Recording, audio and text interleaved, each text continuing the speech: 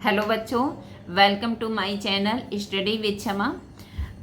बच्चों, हम आगे बढ़ते हैं। हमने आपको गद्य के बहुविकल्पीय क्वेश्चन बताए थे। अब हम पद्य के विकास का संक्षिप्त परिचय देंगे और उसका बहुविकल्पीय क्वेश्चन बताएंगे। पद्य के विकास का संक्षिप्त परिचय भी इसके पहले हम वीडियो बना चुके हैं, आप उसमें देख लीजिए और बहुविकल्पीय क्वेश्चन के लिए मेरे साथ रहिए। देखिए, इसमें इम्पॉर्टेंट है आपका, इनमें से महाकाव्य है पद्मावत, रामचरितमानस, साकेत। तो ये सभी महाकाव्य हैं, तो ये सभी पर ऑप्शन सही होगा। महाकाव्य में कम से कम कितने सर्ग होते हैं? तो कम से कम 8 सर्ग होते हैं। रीतिकाल का दूसरा नाम है श्रृंगार काल।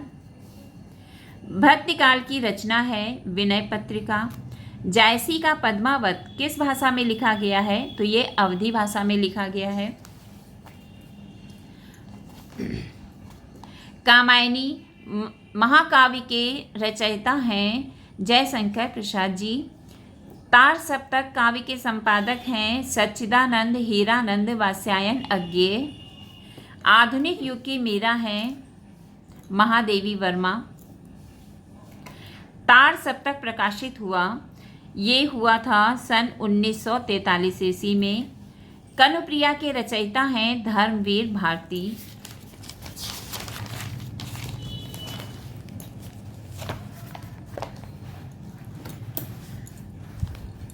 सूरदास के गुरु थे वल्लभाचार्य।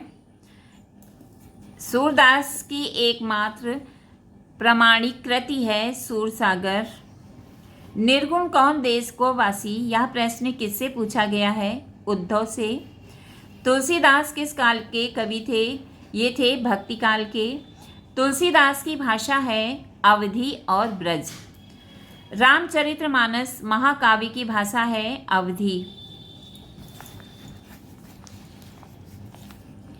वन पथ पर कविता किस कृति से संबंधित है? ये कवितावली से संबंधित है। रसखान की भाषा है ब्रज भाषा। गागर में सागर भरना सूक्ति किस कवि के लिए प्रसिद्ध है? ये बिहारी के लिए प्रसिद्ध है।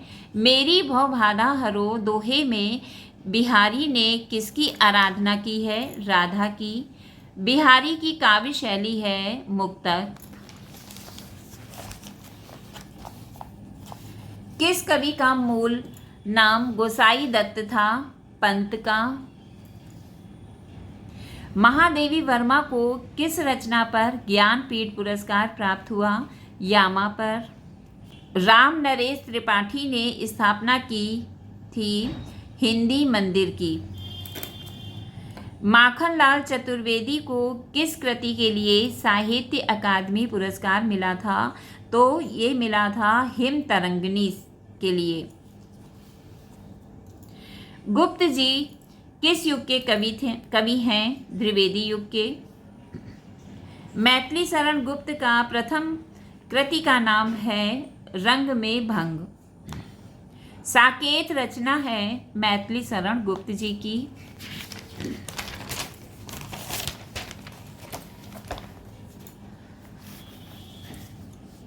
भूषण किस युग के कवि हैं? रीतिकाल के। यशोधरा रचना है मैथिली शरण गुप्त की। रामचंद्रिका के रचनाकार हैं केशवदास। साकेत किस युग की रचना है? द्विवेदी युग की है। बिहारी किस युग के कवि हैं? रीतिकाल के कवि हैं। साकेत संबंधित है राम कथा से। किससे संबंधित है? राम कथा से।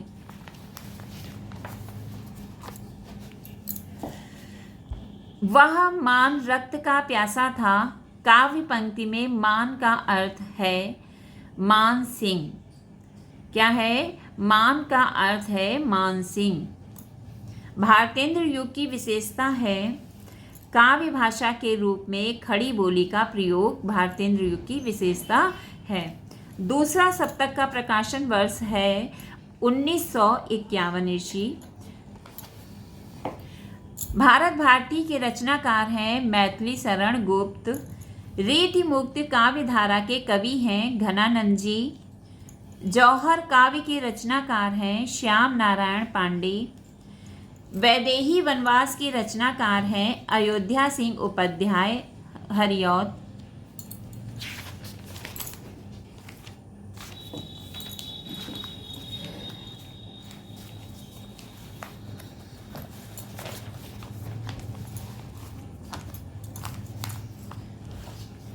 अब आगे बच्चों कृतियां और उनके रचनाकार।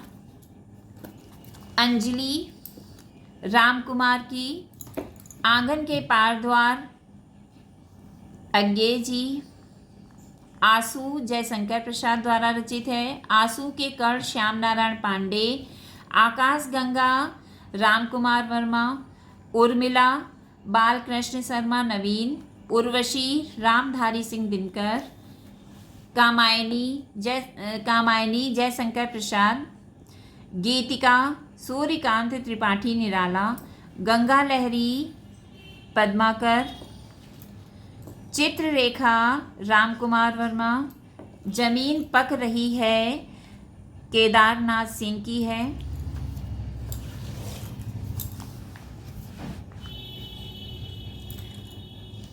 जौहर श्याम नारायण पांडे द्वारा रचित है। झरना जयशंकर प्रसाद द्वारा रचित है। तार सप्तक अज्ञे जी की है। दोहावली तुलसीदास की है। दीपशिखा महादेवी वर्मा, नहुष मैथिली शरण गुप्त की है। परिमल सूर्यकांत त्रिपाठी निराला की है। पल्लव सुमित्रा नंदन पंत, पृथ्वीराज रासो चंद्र बरदाई द्वारा रचित है। प्रेम फुलवारी भारतेंद्र हरिश्चंद्र जी के द्वारा रचित है। प्रेम माधुरी भारतेंद्र हरिश्चंद्र द्वारा रचित है। बिहारी ससई बिहारी द्वारा रचित है। बीजक कबीर के द्वारा रचित है। भारत भारती मैथिली शरण गुप्त के द्वारा रचित है। यामा महादेवी वर्मा द्वारा रचित है। युगपथ सुमित्रा नंदन पंत द्वारा रचित है। लहर जयशंकर प्रसाद द्वारा रचित है।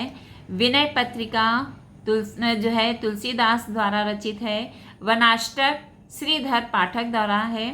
विषपान सोहनलाल द्विवेदी द्वारा है।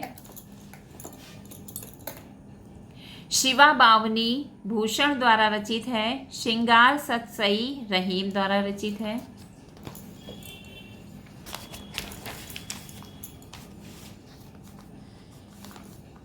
ये बच्चों आपके पद्य साहित्य के बहुविकल्पीय क्वेश्चन थे। आप याद करिए और कोशिश करिए कि समझ लीजिए, समझने से जल्दी याद होता है।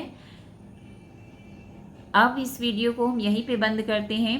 आगे जो है हम आपको गद्य और पद्य गद्यांशों के बारे में बताएंगे। बच्चों अगर वीडियो पसंद आया हो तो like and subscribe my channel. Thank you.